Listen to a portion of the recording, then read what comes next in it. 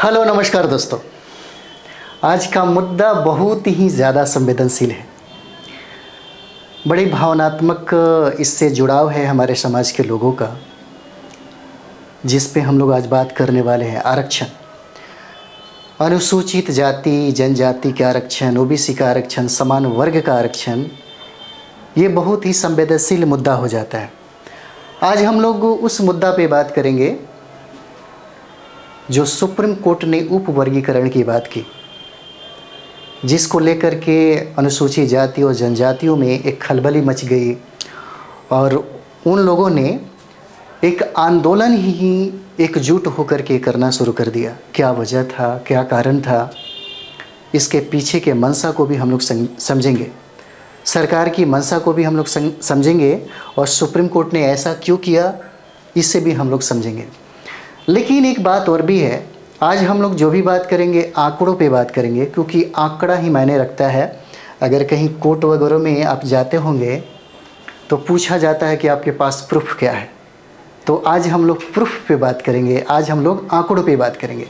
सबसे पहले आरक्षण को समझने के लिए, खास करके अनुसूचित जाति और अनुसूचित जनजाति के आरक्षण को समझने के पहले आज हम इनके आरक्षण को समझते हैं, तब जाकर के आपको आरक्षण का जो फ़ायदा और घाटा, जो 78 साल गुजरने के बाद भी आज हमारे भारत के समाज के सबसे निचले पायदान के लोगों को वो सुविधा, वो आरक्षण का लाभ क्यों नहीं प्राप्त हुआ, अगर इसे आप समझेंगे तब जाके वो चीज़ें समझने में आसान हो जाएगी।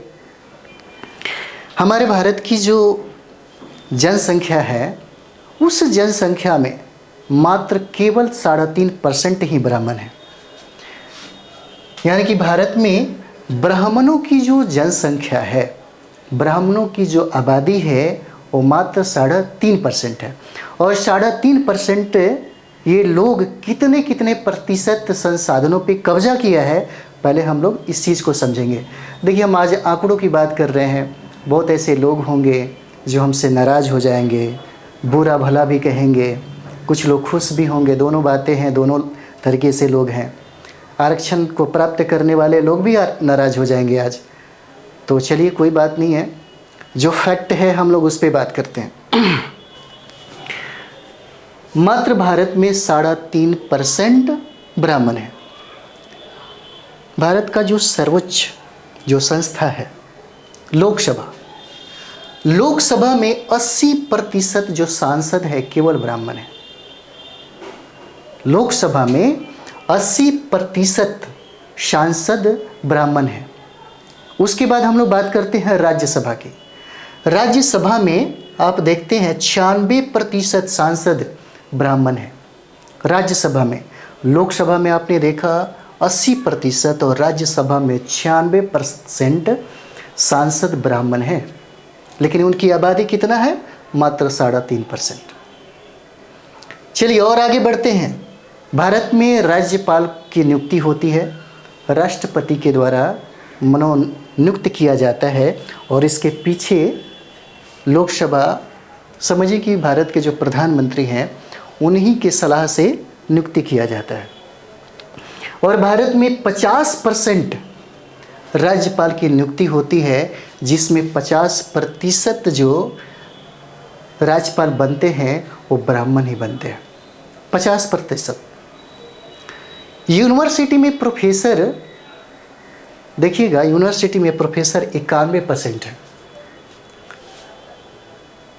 और ये 91% जो हैं वो ब्राह्मण ही हैं, ब्राह्मण ही प्रोफेसर है, 91%।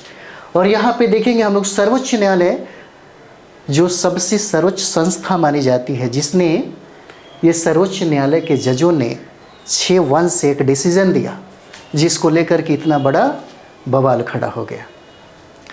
तो सर्वोच्च न्यायालय में 96% जो जज हैं वो ब्राह्मण हैं। सर्वोच्च न्यायालय में 96% जज ब्राह्मण है। उसके बाद हाई कोर्ट देखिए, हाई कोर्ट में 80%, हाई कोर्ट में जज जो हैं 80% ब्राह्मण ही हैं। विदेशों में जो राजदूत नियुक्त किया जाता है वह 81% अकेले ब्राह्मण ही है। बैंक में आप जाते होंगे तो बैंक में देखते होंगे बहुत सारे कलर के कर्मचारी, पीओ, बहुत सारे बड़े बड़े पदाधिकारी जो हैं, पाड़े जी, गिरी जी, मिश्रा जी मिलेंगे। अकेले 57% है, 57% है। आप ज़रूर एक बार चीज़ों को, आप पूरे आंकड़ा को हम आज समझाएंगे, पूरे आंकड़ा को बताएंगे। अभी अनुसूचित जाति जनजाति के बारे में, फिर ओबीसी के आरक्षण के बारे में, सब चीज़ पे हम लोग बात करेंगे। और फिर हम थोड़ा सा इतिहास का झलक भी देखेंगे। फिर वो बहुत सारे राष्ट्रीय नेता भी हैं जिन्होंने आरक्षण को लेकर के और जातीय जो व्यवस्था थी, जो जातीय जो संरचना है, उसके बारे में भी हम लोग थोड़ा बात करेंगे, तब चीज़ें समझ में आ जाएगी। यहाँ पे बैंक में 57% ब्राह्मण हैं। भारत में यूपीएससी के माध्यम से आईएएस और आईपीएस बनते हैं। उसमें आईएएस 72% केवल ब्राह्मण है और आईपीएस 61%। 61% ब्राह्मण आईपीएस है और आईएएस 72% है। चलिए आगे हम लोग देखते हैं। आगे देखते हैं, टीवी कलाकार में 63% ब्राह्मण है। टीवी कलाकार में 63% है ब्राह्मण। मीडिया में पूरा भरा पड़ा 90% ब्राह्मण ही है मीडिया में। उसके बाद क्रिकेट में देखेंगे, क्रिकेट में 75% ब्राह्मण है। क्रिकेट में यहाँ पे 75% ब्राह्मण है। और मंदिर की बात करें तो मंदिरों में 100% ही ब्राह्मण है। लेकिन इनकी आबादी कितना दिखाई दिया? 3.5%। और 3.5% लोगों को इतना ज़्यादा आरक्षण। हालांकि उपवर्गीकरण की अगर बात किया जाए, अगर सुप्रीम कोर्ट उपवर्गीकरण की बात इन लोगों में अगर करता तो बात बनता कि चलो ठीक है, अब हो सकता है भारत के समाज में जो असमानता जो व्याप्त है, हो सकता है अब कदम सही तरीके से उठाया जा रहा है। अब हो सकता है कि जो आरक्षण का फ़ायदा जो मिलना चाहिए, जो राजनीतिकरण होते रहा, जिसमें टकराव बनते रहा, जिसमें बहुत सारा प्रॉब्लम क्रिएट हो गया, वो प्रॉब्लम धीरे धीरे ख़त्म हो जाता अगर सुप्रीम कोर्ट उपवर्गीकरण की बात इन संस्थाओं में और इन जातियों में करता तो। चलिए और आगे हम लोग बढ़ते हैं। अब हम लोग देखेंगे आरक्षण। बहुत ऐसे लोग हैं जो नहीं जानते हैं कितना % आरक्षण किसको मिला। बड़ी संघर्ष के बाद, यानी कि डॉक्टर BR अम्बेडकर के संघर्षों का नतीजा है जो आज कम से कम अनुसूचित जाति जनजाति और ओबीसी समाज के लोग आज अपने हक और अधिकार को समझ गए। तो यहाँ पे हम लोग देखेंगे 100% यहाँ पे आरक्षण है। 100% आरक्षण है, जिसमें सबसे बड़ी जो आरक्षण है वह 40.5% आरक्षण है। 40.5% आरक्षण। और यह आरक्षण केवल सामान्य वर्ग को ही है। यह सामान्य वर्ग में 40.5% है। और उसमें भी 10% जो आरक्षण, 10% आरक्षण हम देखेंगे। 100% में 10% आरक्षण EWS को प्राप्त है। अगर दोनों को मिला दिया जाए तो अकेले 50% हो जाता है। स्वर्ण लोगों को 50% आरक्षण है। अब इस पे भी डिस्कस्टिंग वाली बात हो सकती है। बहुत सारे लोग बहुत बड़ी बातें, बहुत ऐसी बातें कह सकते हैं। लेकिन अगर जैसे हमारे बहुत ऐसे सर्किल में लोग हैं जो चीज़ों को सही भी मानते हैं और कुछ जो जातीय चश्मा पहनते हैं तो थोड़ा सा वो गलत समझने लगते हैं। पढ़े लिखे लोग इस बात को समझते हैं, ये हम जानते हैं। उसके बाद देखेंगे 27% आरक्षण ओबीसी को प्राप्त है। और यहाँ पे 15% आरक्षण अनुसूचित जाति को प्राप्त है और 7.5% आरक्षण अनुसूचित जनजाति को प्राप्त है। यानी कि अनुसूचित जाति और जनजाति को दोनों मिलाकर के 22.5% आरक्षण प्राप्त है। अगर हम लोग टोटल SC ST OBC की बात करें तो टोटल आरक्षण 49.5% है। यानी कि 49.5% आरक्षण इन लोगों को प्राप्त है। लेकिन इनकी आबादी की बात करें तो इनकी आबादी 85% है। 85% को 49.5% आरक्षण दिया जाता है और मात्र 15% आबादी को यहाँ पे 50.5% 50% आरक्षण दिया जाता है। ये सोचने, ये आंकड़ा की हम लोग बात कर रहे हैं, ऐसा नहीं है कि हम अपने मन से बता रहे हैं, ऐसा कुछ भी नहीं है। ये सब आंकड़ा आपको गूगल भी करिएगा तो सब मिल जाएगा। और आप लोग तो काफ़ी जानकार हो गए हैं, इस तरह से मुद्दा ही उठा आरक्षण को लेकर के। जब भी उठता है तो बहुत सारे लोग आरक्षण को देखते हैं और गूगल पे समझते हैं। बहुत सारे ऐसे विद्वान हैं जो समझाने की कोशिश करते हैं और आप लोगों से मुझे नहीं लगता है कि छुपा हुआ है। तो इस 27% आरक्षण ओबीसी को, अनुसूचित जाति को 15% और अनुसूचित जनजाति को 7.5% आरक्षण प्राप्त है। लेकिन इनकी आबादी जब तीनों को हम लोग मिलाएंगे तो अकेले 85% इनकी जनसंख्या हो जाती है, आबादी। लेकिन इनको आरक्षण मिलता है 49.5% और अकेले 50.5% आरक्षण का फ़ायदा मात्र 15% लोग ही उठाते हैं। चलिए आगे और हम लोग बात करेंगे, आज आंकड़ों पे ही बात करें। कहा जाता है कि जब हमारा देश आज़ाद नहीं हुआ था तब उस समय जातियों की संख्या 6000 से कहीं ज़्यादा थी।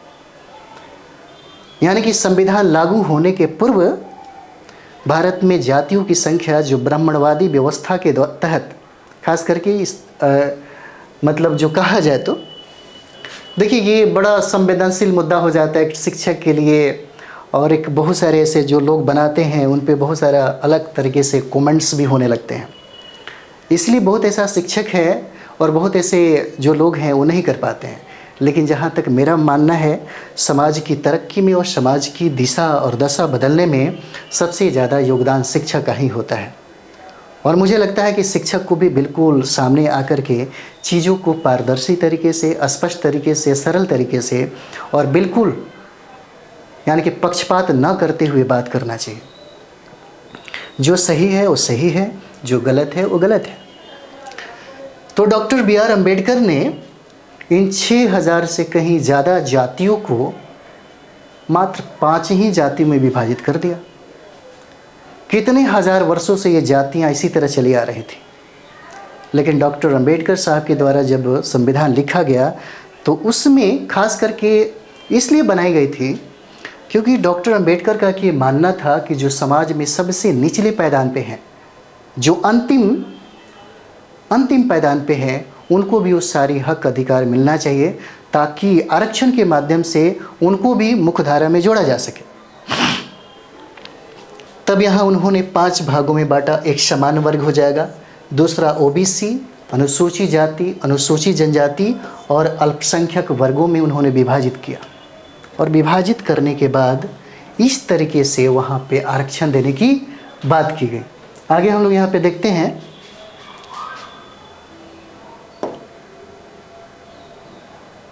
चलिए आगे देखते हैं। अब क्या मुद्दा रहा कि सुप्रीम कोर्ट ने ऐसा क्या कह दिया जिसके वजह से इतना बड़ा बवाल हो गया भारत में, और भारत में अनुसूचित जाति जनजाति के लोग सड़क पे ही उतरने के लिए तैयार हो गए। हालांकि इस आंदोलन में सबसे ज़्यादा समर्थन ओबीसी के लोग अभी दे रहे हैं। ओबीसी के जो लोग हैं वो सबसे ज़्यादा सपोर्ट कर रहे हैं, ये अच्छी बात है। कहीं कहीं तो हमको ये भी देखने को लगा कि जनरल क्लास के लोग भी सपोर्ट कर रहे हैं और विरोध भी कर रहे हैं। दोनों तरीके से है।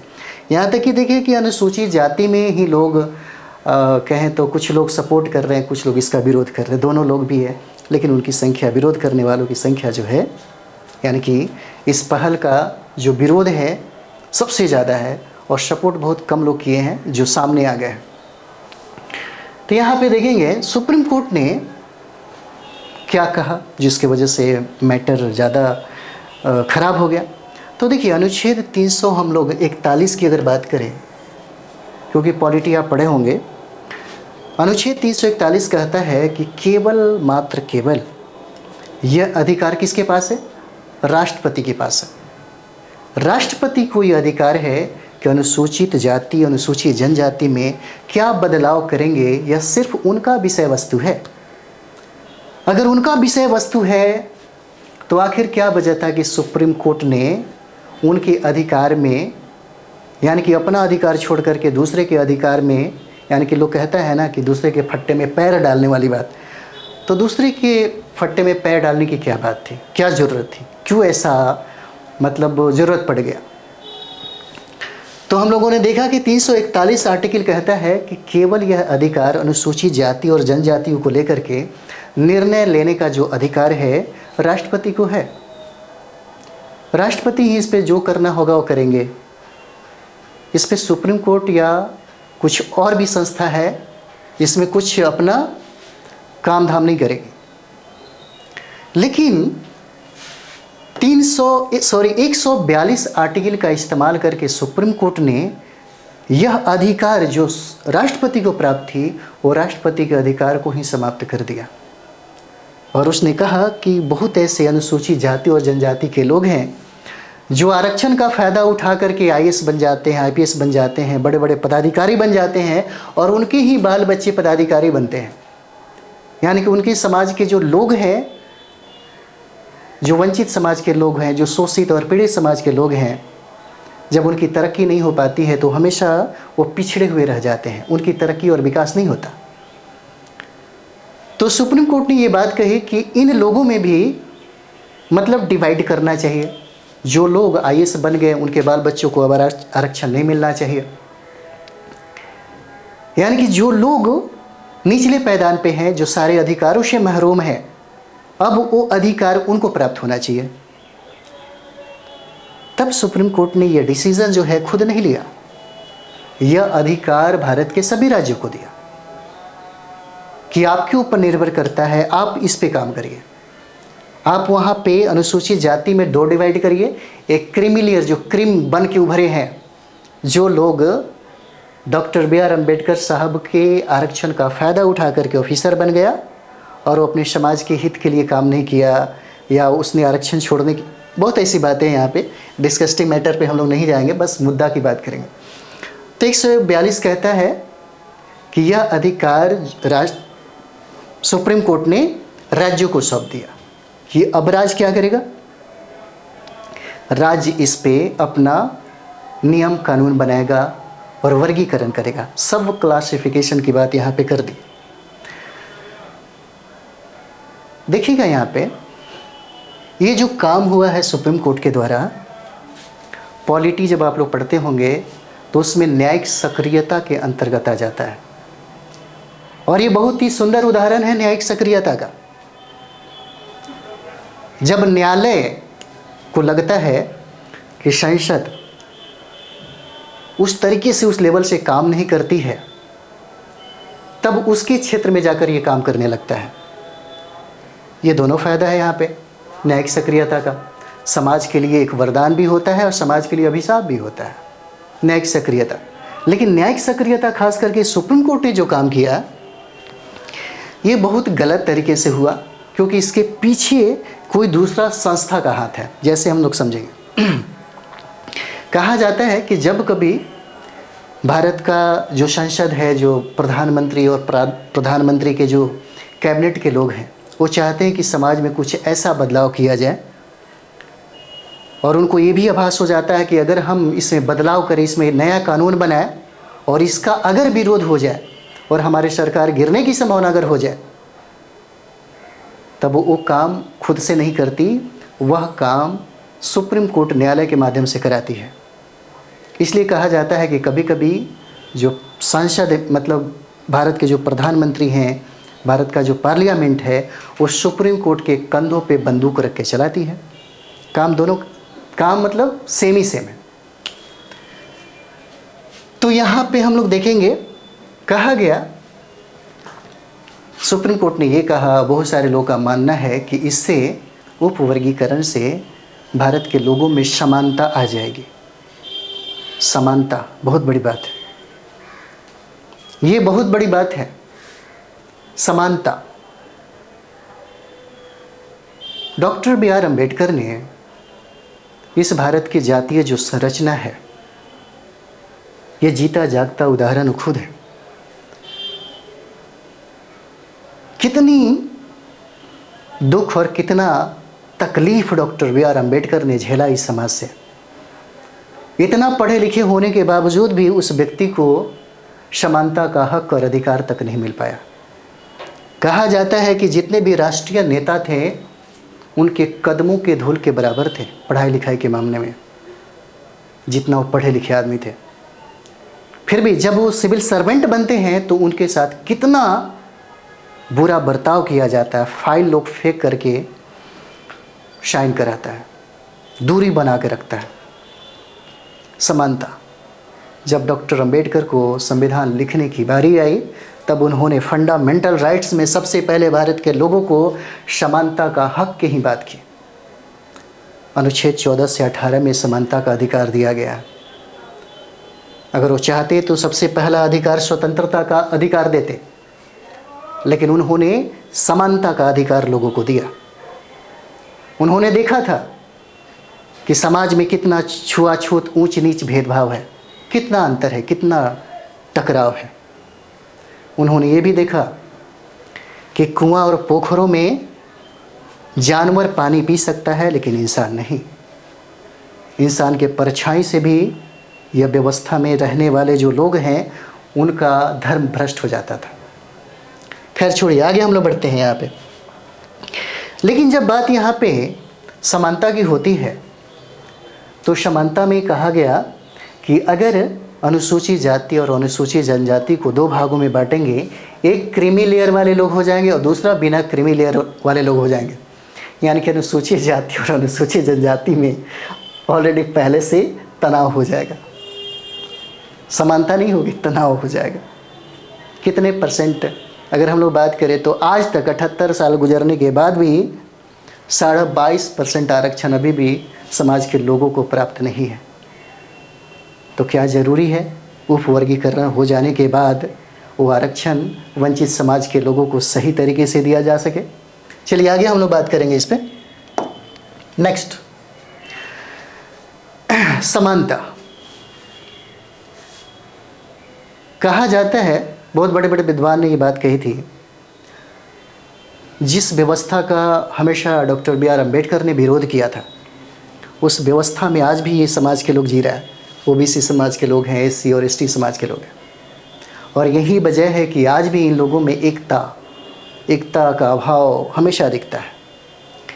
एक अनुसूचित जाति दूसरे अनुसूचित जाति के साथ भेदभाव करता है, छुआछूत करता है।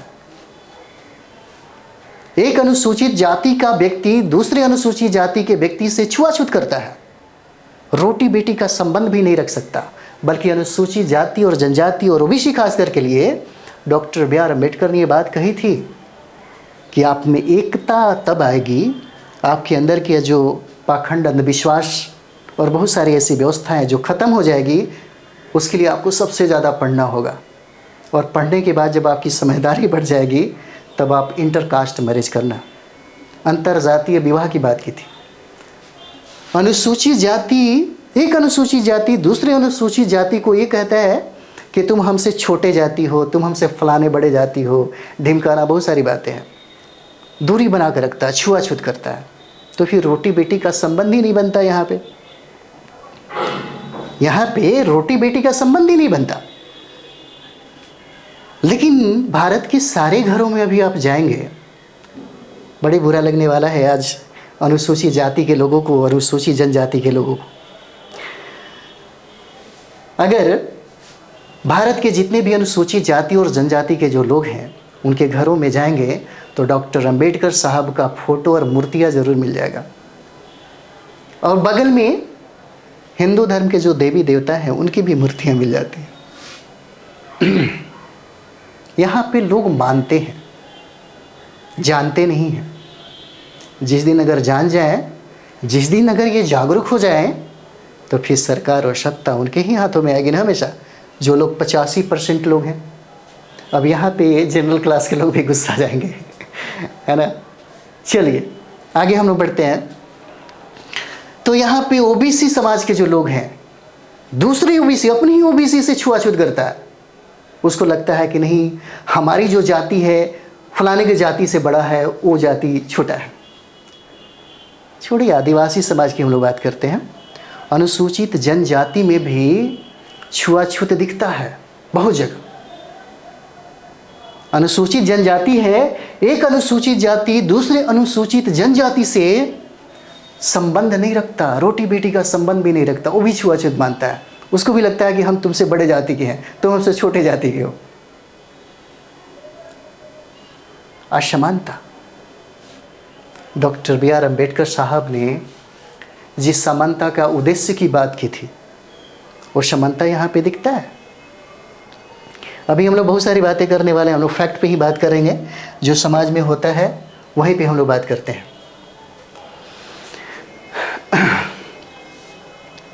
सुप्रीम कोर्ट ने क्या कहा? उप वर्गीकरण करिए, यानी कि जो क्रीमी लेयर में शामिल होने वाले जो लोग हैं उनको अलग कर दीजिए, और जो शामिल नहीं हैं उनको थोड़ा सा परसेंटेज जातियों का बढ़ा दीजिए, ताकि उनको आरक्षण का फायदा हो जाए और वो लोग ऑफिसर बने, वो लोग बहुत सारे क्षेत्रों में चले जाए। कभी कभी ये भी लगता है कि हमारा देश 78 साल स्वतंत्रता मनाने के बाद भी 22.5% आरक्षण अभी भी प्राप्त नहीं हुआ उन लोगों को। तो जब उप वर्गीकरण कर लिया जाएगा तो क्या ज़रूरी कि उनका विकास, उनका तरक्की उसी तरह होगा? चलिए अब हम लोग देखेंगे यहाँ पे मंशा क्या है। हमारे भारत में 2 मिनिस्ट्री है जो बहुत ही पावरफुल है। एक होम मिनिस्ट्री है और दूसरा डिफेंस मिनिस्ट्री है। आंकड़ा जरूर गूगल पे चेक करके देख लीजिएगा। 6393 पद खाली, जिस पे भरे जाने थे अनुसूचित जाति के लिए, ये पद खाली थे, इन्हीं को भरे जाने थे। कितना? 6393। किसमें? होम मिनिस्ट्री में। 6393 पद होम मिनिस्ट्री में भरे जाने थे, लेकिन भरा कितना गया? 1108 भरे गए। अनुसूचित जातियों में 1108 ही लोग टैलेंटेड थे, बाकी कोई टैलेंटेड नहीं था। बाकी लगभग 5000 जो पद थे वो खाली रह गए। तो कहाँ से लोगों को भरा गया? तो पद जो है वो जनरल क्लास से भर दिया गया, और ये बताया गया कि अनुसूचित जाति और जनजातियों में योग्यता नहीं है, जिसके वजह से वो पद जो खाली रह गया था उस पद को जनरल क्लास से भर दिया गया। ये होम मिनिस्ट्री का डाटा है। अगला हम लोग बात करेंगे यहाँ पे डिफेंस मिनिस्ट्री में। हम लोग देखेंगे 1189 पद अनुसूचित जाति के लिए भरे जाने थे, अनुसूचित जाति जनजातियों के लिए, लेकिन भरा कितना गया? मात्र 22 पद भरे गए। ये आपकी वर्तमान में ऐसा किया जा रहा है, और आप उप वर्गीकरण के बारे में बात कर रहे हैं। इतने सारे पद, अभी कितने अभी पद खाली हैं जो आज तक भरा नहीं गया, जो आरक्षण सही तरीके से जो दिया गया वो सही तरीके से लागू भी नहीं हो पाया। क्या ज़रूरी है कि उप वर्गीकरण सब क्लासिफिकेशन अगर कर दिया जाए तो इस समाज के लोगों को सही तरीके से आरक्षण का लाभ मिल जाएगा। 1189 पद खाली भरे जाने थे SC ST के लिए, लेकिन भरे गए मात्र 22। 1848 पद भरे जाने थे SC ST के लिए, भरे कितने गए? 45। ये आंकड़ा है। आंकड़ा हम इसलिए बता रहे हैं ताकि आपको समझ में ज़्यादा आएगा। थोड़ा सा हम लोग बात करेंगे। कहा जाता है कि बहुत ऐसे लोग हैं, बहुत ऐसे विद्वान हैं जिन्होंने ये कहा कि सुप्रीम कोर्ट ने डिसीजन तो दे दिया, ये अधिकार राज्यों को दे तो दिया, लेकिन क्या आधार था? क्या आधार था? 2011 जनगणना के अनुसार पता चलता है कि हम पूरी दुनिया में जनसंख्या के मामले में दूसरे स्थान पे हैं। 2021 का जो जनगणना है यह कहता है, हालांकि भारत सरकार के द्वारा इसको पारित नहीं करवाया गया, पेश नहीं करवाया गया, इसको रोक दिया गया। क्यों रोका गया? इसके पीछे भी कहानी, इसका पीछे भी षड्यंत्र बहुत है। इसकी चर्चा अगर कभी होगा तो हम जरूर करेंगे। तो 2021 का जनगणना जो है वो कहता है कि पूरी दुनिया में हमारी जो आबादी है, भारत की आबादी है, नंबर 1 पे है, यानी कि हमने चाइना को भी पिछाड़ दिया। अब चाइना का स्थान दूसरा हो गया और भारत का स्थान पहला हो गया। पहले तत्कालीन सरकार जो थी वो जातीय जनगणना के पक्ष में थी, ताकि ये पता चल जाए कि किस जाति के लोग कितने हैं, कितना वंचित हैं, कितने लोगों को सुविधा मिला, कितने लोगों को सुविधा नहीं मिला, ताकि सरकारी योजना परियोजना उसी तरीके से उसी परसेंटाइल में बनाया जाए। लेकिन बाद में जब सरकार बनती है तो सरकार सीधे सीधे इस जातीय जनगणना का विरोध करती है। हालांकि भारत का एक राज्य है बिहार, और बिहार ने जातीय जनगणना कराई भी और जातीय जनगणना पेश भी हो गया। उसी में थोड़ा सा हम लोग बिंदु पे बात करेंगे। प्रति 10,000 ग्रेजुएट में कितने, किस जाति के कितने लोग हैं, वो हम लोग आंकड़ा देखेंगे, तब पता चलेगा कि आरक्षण का फायदा किसको कितना मिल रहा है। प्रति 10,000 में ग्रेजुएट कितने हैं, तो चलिए हम लोग आंकड़ा पे बात कर लेते हैं। प्रति 10,000 में ग्रेजुएट, धोबी जाति में 257, धोबी जाति में 257 मिले हैं ग्रेजुएट प्रति 10,000 व्यक्ति में। उसके बाद पासी जाति में देखिए 213 ग्रेजुएट मिले हैं। उसके बाद जो दुसाध जाति हैं वो 113 ग्रेजुएट मिला है, और चमार हैं 109 हो जाता है ग्रेजुएट। भूया जो है, भूया जो जाति के जो लोग हैं 10,000 में, प्रति 10,000 में ग्रेजुएट जो हैं उनकी संख्या 6 है। और अभी आते हैं मुसहर जाति से। मुसहर जाति मात्र 5 ही ग्रेजुएट हैं, पोस्ट ग्रेजुएट एक भी नहीं है। कितना दुख की बात है। प्रति 10,000 व्यक्ति में मात्र मुसहर जाति के 5 ही लोग ग्रेजुएट हैं। ये आंकड़ा है, यह जातीय जनगणना का आंकड़ा है, हम ऐसे नहीं बोल रहे हैं, जातीय जनगणना का आंकड़ा ये यहाँ पे कहता है।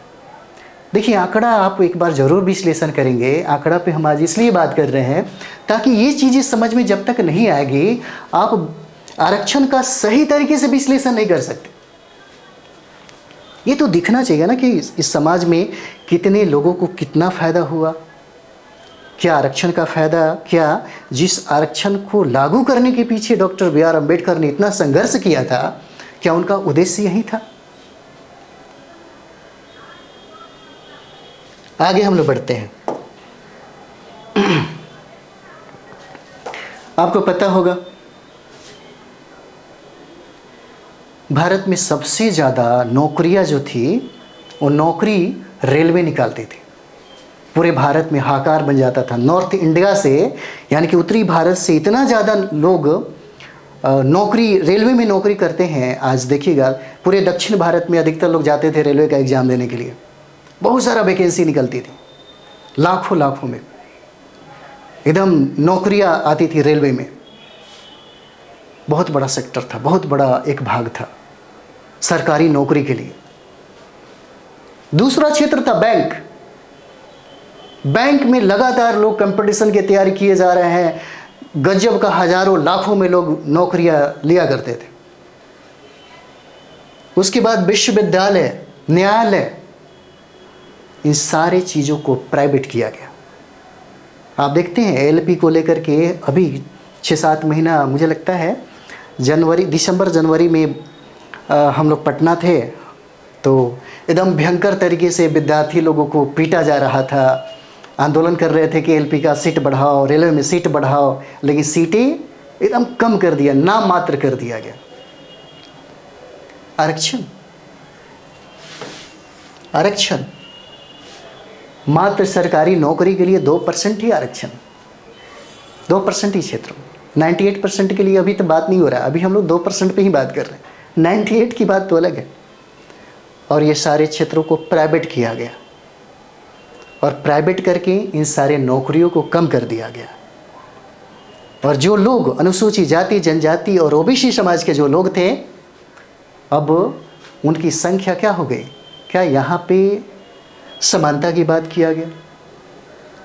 क्या यहाँ पे उनके हक और अधिकार जो है क्या सुरक्षित रहे?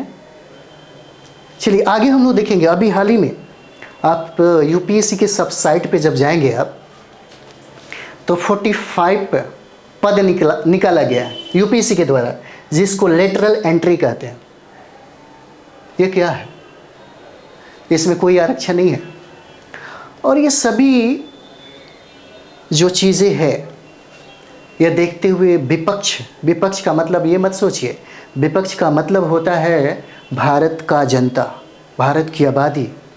जितना विपक्ष मजबूत होता है ना, उतना ही बेहतर काम होता है। लेकिन भारत में कुछ अलग चीज़ें होता है। पॉलिटी पढ़ेंगे तब आपको समझ में आएगा।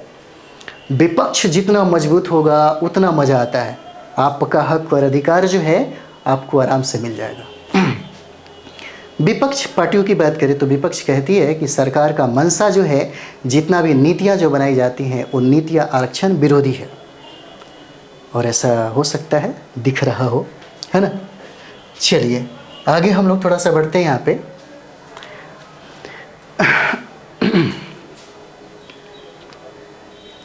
आरक्षण के बारे में हमने कहा था कि बहुत ही संवेदनशील ये मुद्दा हो जाता है।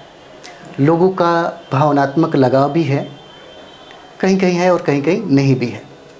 लेकिन भावनात्मक लगाव है, जहाँ पे 100% आरक्षण दिखता है वो अपनी व्यवस्था से कभी समझौता नहीं कर सकते।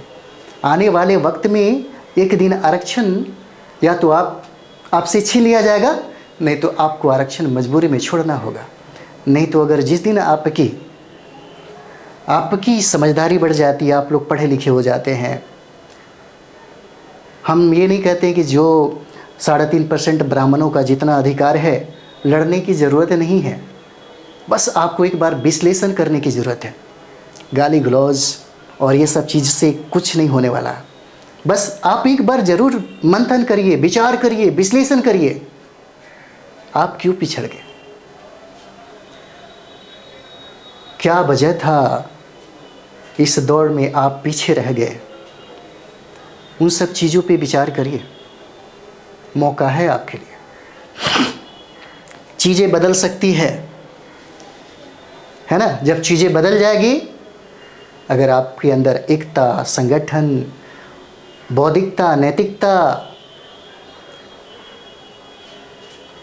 बड़े बड़े जो विद्वान हैं उनके आदर्श, पेरियार साहब हो गए, सावित्रीबाई फुले हो गए, अम्बेडकर हो गए, महात्मा बुद्ध हो गए, तथागत बुद्ध हो गए, अगर इनके आदर्शों को अगर आप पढ़ेंगे, समझेंगे, तो शायद हो सकता है इसका फ़ायदा आपको मिले। तो दो चीज़ हो सकता है, या तो आरक्षण आपसे छीना जा सकता है एक दिन, नहीं तो आप खुद इस आरक्षण को छोड़ दीजिएगा कि जाओ अब मुझे इसकी ज़रूरत नहीं है। अम्बेडकर तो चाहते थे कि शायद हो सकता था कि ये समाज एक दिन ऐसा सशक्त हो जाएगा कि उसे आरक्षण की ज़रूरत ही नहीं पड़ेगी। वो आर्थिक रूप से इतना सशक्त हो जाएगा कि अगर चावल 200 रुपये केजी भी हो तो उसे खरीदने की क्षमता वो खुद रखता हो। लेकिन कुछ नहीं प्राप्त हुआ, क्योंकि ये कमियां किस में है, हम डाटा इस पे इसलिए बात किए कि इस पे विश्लेषण करना बहुत ज़रूरी है। थोड़ा सा इसके पीछे हम लोग आते हैं। भारत में जब राष्ट्रीय आंदोलन हो रहे थे तो बहुत ही अच्छे एक प्रवक्ता थे, एक स्पीकर थे, बाल गंगाधर तिलक। आज हम वो बातें नहीं करने वाले हैं, हम बस एक झलक दिखाना चाहते हैं। जो लोग यानी कि जाति व्यवस्था को मानते हैं, जो सपोर्ट करते हैं, उनकी मानसिकता कैसी होती है। क्योंकि महात्मा गांधी भी चतुर्वर्ण व्यवस्था को हमेशा बनाए रखना चाहते थे।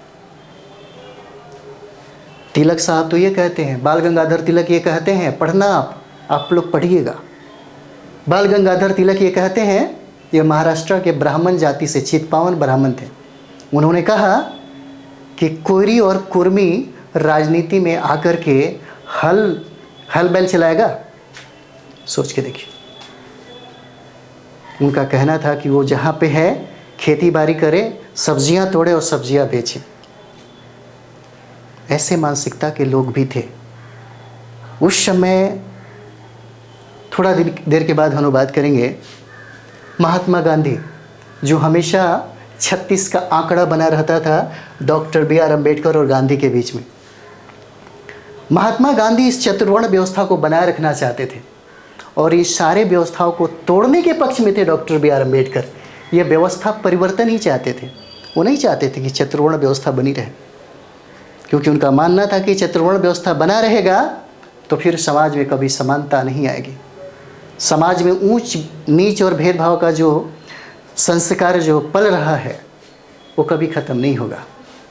और यही वजह था कि दोनों के बीच में, दोनों महात्माओं के बीच में इसी को लेकर के हमेशा प्रॉब्लम रहा, टकराव रहा। और यूपीएससी में भी ये प्रश्न पूछा गया है। तो चतुर्वर्ण व्यवस्था को लेकर के हमेशा महात्मा गांधी का मानना था कि नहीं ये बना रहना चाहिए, और डॉक्टर अंबेडकर चाहते थे कि नहीं यह व्यवस्था टूट करके ख़त्म हो जाना चाहिए। तो चलिए हम लोग ज़्यादा इस तरह से बात, जो भी बताएं आपको आंकड़ा की जो बात थी, जो डाटा की जो बात थी हम लोगों ने किया। तो ज़रूर आप बताइएगा, बहुत सारी चीज़ें हैं जो बचा रह गया, बहुत सारी चीज़ें हैं जो कमी रह गई। आप लोग कमेंट्स में भी एक राय बता सकते हैं, एक राय दे सकते हैं, है ना। इसमें हम लोग डाटा पे ही बात किए हैं, बाकी बहुत सारा ऐसा विश्लेषण है। आप लोग बड़े बड़े विद्वान आदमी हैं, है ना, चीज़ों को समझने के लिए। अभी तो बहुत ऐसे लोग हैं जो जातीय चश्मा को उतार करके देखते हैं, अच्छा लगता है, क्योंकि लोग बौद्धिक हो गए हैं, पढ़े लिखे लोग हो गए हैं। तो चलिए हम लोग, आप ज़रूर कमेंट्स में बताइएगा, और मिलते हैं हम लोग फिर। थैंक यू वेरी मच आप सब लोग।